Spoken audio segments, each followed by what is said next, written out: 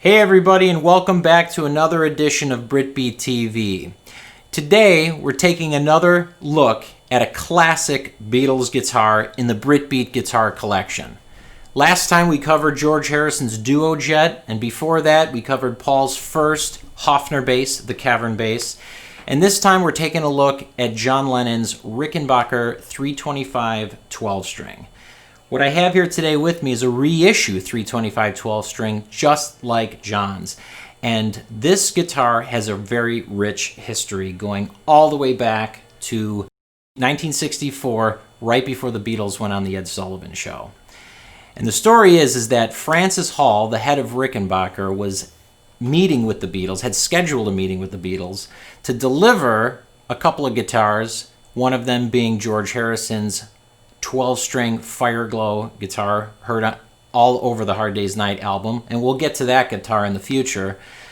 But John actually played the 360-12, and speculation is that John really liked the sound of it and wanted George to have it, but wanted a 12-string of his own, and asked Francis Hall of Rickenbacker to make him a 325 12-string.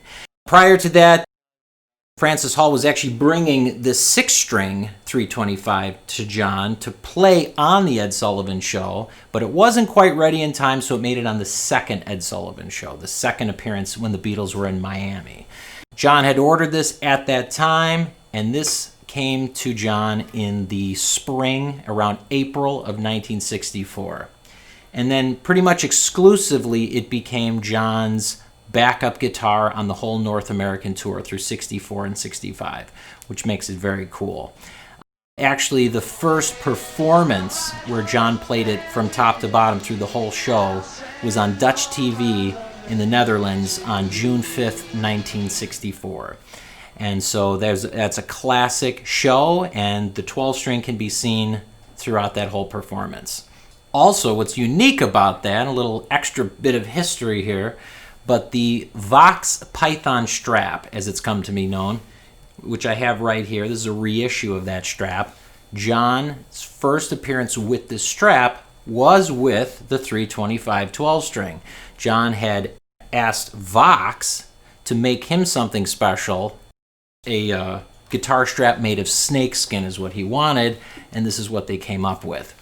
Very cool look, something BritBeat uses on stage with all the 325 appearances, with the 6-string and the 12-string when we use it, which makes it very cool.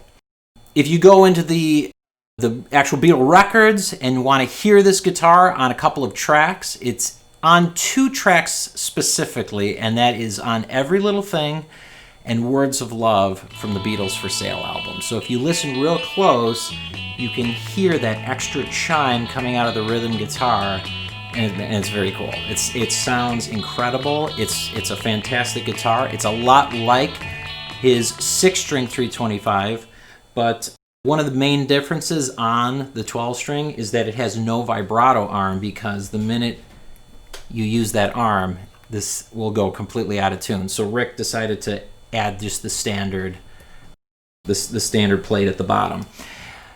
Also, an appearance of the 325 12-string, history is the Boston Garden Arena in Massachusetts. That was on September 12th, 1964. And Lennon used the 325 12-string for that concert. Now, the speculation there is that he actually broke a string on his 325 6-string, and that's why he switched. Because up until that point, he mainly used his 325 6-string. And in Lennon fashion, BritBeat has always used its 325 12 in backup role, so we do it just like John did, and we keep it for backup purposes, but it sounds incredible, and it's a fantastic guitar with some rich history to it. So we wanted to show that off to all of you today. Hope you got a closer look at one of the very unique guitars in the BritBeat collection. So thanks for joining us, and next time we're going to cover one of the other classic guitars, classic Beatle guitars in the BritBeat guitar collection. Thanks for joining us.